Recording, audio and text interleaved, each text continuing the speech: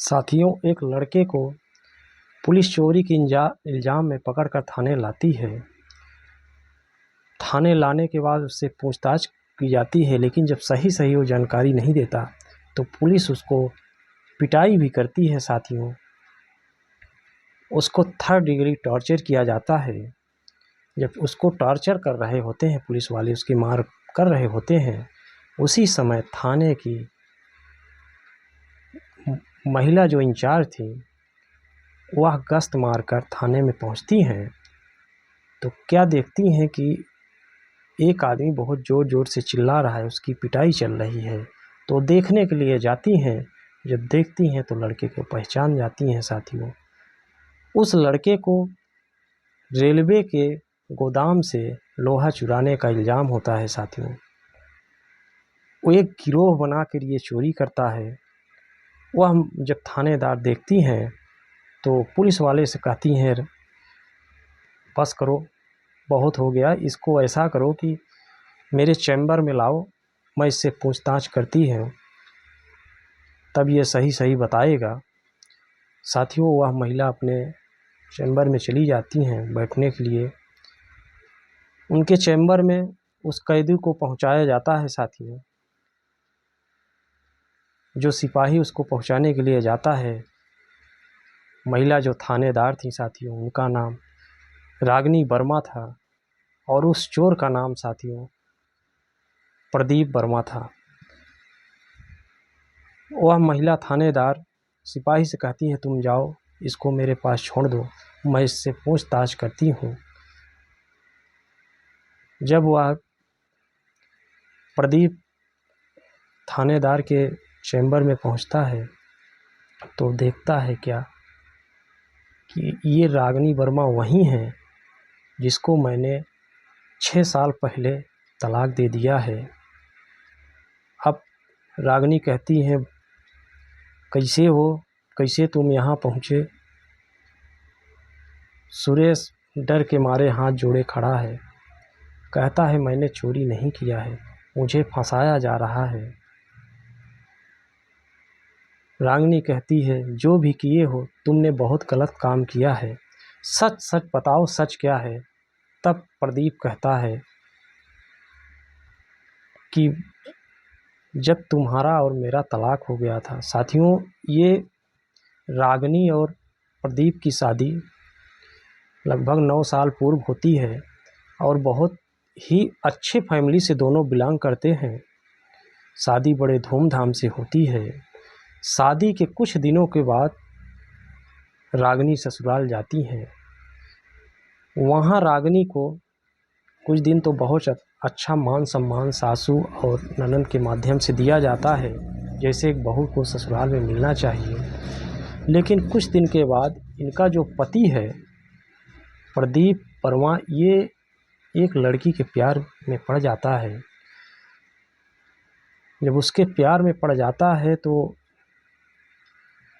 ये अपने महिला के ऊपर, जो इसकी पत्नी थी, उसके ऊपर गलत इल्ज़ाम लगाना शुरू कर देता है। जब गलत इल्ज़ाम शुरू कर देता है साथियों, तो इसकी माँ और बहनें भी उसको गलत नज़रिए से देखने लगती हैं और उसको प्रताड़ित करने लगती हैं। साथियों, एक महिला हर आदमी की प्रताड़ना सह सकती है परिवार ससुराल में, लेकिन अगर उसका पति ही धिक्कारने लगे तो वो कितने दिन ससुराल में रह सकती है। साथियों, यह सिलसिला कुछ दिन चलता है और रागिनी जो है अपने मायके चली जाती है। साथियों, उसको काफ़ी जब प्रताड़ित करता है ये प्रदीप, ससुराल जाने के बाद वह अपनी पढ़ाई जारी करती है। धीरे धीरे बीच में प्रदीप और रागिनी का तलाक हो जाता है कुछ दिनों के बाद। उधर रागिनी जो है सब इंस्पेक्टर की जो है एग्ज़ाम निकालती हैं, पढ़ाई में अच्छी थी और वह दरोगा बन जाती हैं। साथियों, उनके उसी बीच में उनके नौकरी कार्यकाल में उनके कार्यकलाप को देखते हुए उनको थाने का इंचार्ज बना दिया जाता है, थाना प्रभारी बनाया जाता है। इधर साथियों, प्रदीप जो है, जब प्रदीप और रागिनी का तलाक होता है तो ये उस महिला के कारण ही तो तलाक होता है, जिसके चक्कर में ये पड़ जाता है। लेकिन कुछ दिन बाद इसको वह महिला छोड़ देती है। साल 2 साल तो रहती है, लेकिन उसके बाद वह छोड़ देती है। ये अकेला पड़ जाता है। इसके पिताजी के इसी बीच में डेथ हो जाती है साथियों, और बहन की शादी हो जाती है। यह उस अकेले और गम को भुलाने के लिए कुछ साथियों के साथ गलत संगत में पड़ जाता है। उनके साथ दारू पीना, जुए खेलना। ये अय्याश बहुत बड़ा अय्याश किस्म का आदमी था पहले ही, लेकिन इसकी अय्याशी और ज़्यादा हो जाती है साथियों। उनके साथ यह चोरी भी करने लगता है। ये दिन को रेकी करते और रात को चोरी करते। वहाँ रेलवे का कंस्ट्रक्शन का कहीं काम चल रहा था, तो ये उसका लोहा ही चुरा लेते हैं साथियों। लोहा चुराने के बाद ये उसको बेचते हैं, और कहीं दारू वारू की इनकी पार्टी चल रही होती है। पुलिस को भनक लगती है, इनके सरगना को पकड़ लिया जाता है। जब सरगना पकड़ता है, उसकी मार पड़ती है, तो वो सभी साथियों का नाम बता देता है। नाम बताने के बाद सभी को पकड़ लिया जाता है। जब इनकी मार चल रही होती है, तब वहीं थाना प्रभारी जो रागिनी वर्मा थी पहुंचती हैं अचानक से। जब देखती हैं कि अरे ये तो प्रदीप है, पुलिस वालों से कहती है छोड़ दो इसको, मैं इससे पूछताछ करूंगी। उनके चैम्बर में लाया जाता है। अकेले में वो पूछती हैं प्रदीप से। सारी वाकया प्रदीप बताता है और रोने लगता है। बताने के बाद महिला का पैर पकड़ने का प्रयास करता है, वो बगल हो जाती है। कहती हैं चलो बस बहुत हो गया, तुम्ही ने अपने घर से मुझे निकाला था, मुझ पर गलत लांछन भी लगाया था, गलत तुम थे, लेकिन आज भी तुम, भले ही मैं तलाक दे चुकी हूँ, लेकिन मैं तुम्हें पति ही मानती हूँ, मैंने शादी नहीं की हूँ। इसके बाद पति कहता है मैडम अपना नंबर दे दीजिए। कहती हैं चलो तुम, नंबर तो मैं आज नहीं दूंगी तुमको, लेकिन एक गार्डन का नाम बताती हैं। कहती हैं कल तुम वहीं मिलना। वो गुजारिश करता है उनसे कि किसी तरह मैडम मुझे छुड़वा दीजिए, मेरी कोई गलती नहीं थी, मेरा सरगना फला है, मैं उसके साथ ज़रूर गया था, लेकिन मैं चोरी का हिस्सेदार नहीं हूँ। साथ में था, उसके साथ दारू पिया हूँ। अब चूँकि पत्नी भी थी और थानेदार भी थी, उनको तो ये अधिकार होता है साथियों। किसी तरह उसका नाम FIR से कटवा लेती हैं। अगले दिन ये लोग एक गार्डन में मिलते हैं। जब गार्डन में मिलते हैं तो अपनी पूरी सच्चाई तो वह बयां ही कर चुका था। वहाँ मिलने के बाद कहती है कि अब मेरे पास कुछ नहीं है, आपने मुझे इस केस से बचा दीजिए, यही मेरे लिए सबसे बड़ी खुशी होगी।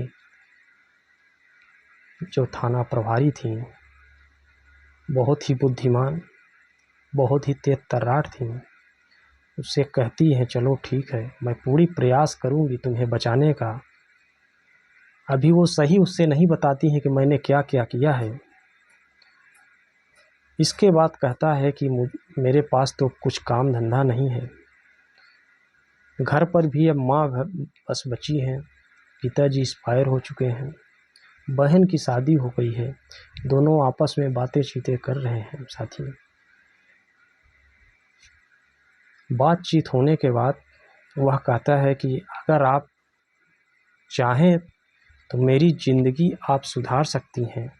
अपनी पत्नी से कहता है रागिनी से, मैंने आपको तलाक दिया है, गलती मेरी थी, लेकिन अब मैं गलत रास्ते में पड़ गया था, लेकिन अगर आप चाहें तो मैं भी अब भी सुधरने के लिए तैयार हूँ। रागिनी कहती है अगर तुम्हारी यही इच्छा है तो मैं तुम्हें सुधारने का पूरा प्रयास करूँगी। प्रदीप कहता है आप मुझे अपना लें तो मैं ज़िंदगी भर कोई भी गलत काम नहीं करूँगा। रागिनी कहती है अभी मैं कुछ कह नहीं सकती। प्रदीप कहता है मुझे आपका फ़ोन नंबर चाहिए, बीच बीच में इच्छा होगी तो आपसे बात कर लूँगा। अगर कुछ काम हो तो मैं आपके पास काम भी करने के लिए तैयार हूँ, कोई काम दे दो। रागिनी कहती है चलो मैं बताऊँगी, अपना नंबर देती है। कहती है कि मेरा ट्रांसफ़र होने वाला है, अभी तो तुम यहाँ एक मुलजिम थे, तो तुम इस बात का ध्यान रखो, तुम ये बात किसी से नहीं कहना, क्योंकि तुम्हारा यहाँ केस भी दर्ज है कि मैं तुम्हारी पत्नी हूँ, यहाँ की थानेदार मेरी पत्नी है। मेरा ट्रांसफ़र अगर बाहर हो जाता है तो मैं भरसक प्रयास करूँगी कि तुम्हें कहीं न कहीं कोई काम ज़रूर दिलवा दूँगी। साथियों, कुछ समय बीतता है, दोनों की आपस में फ़ोन से बातचीत होती है।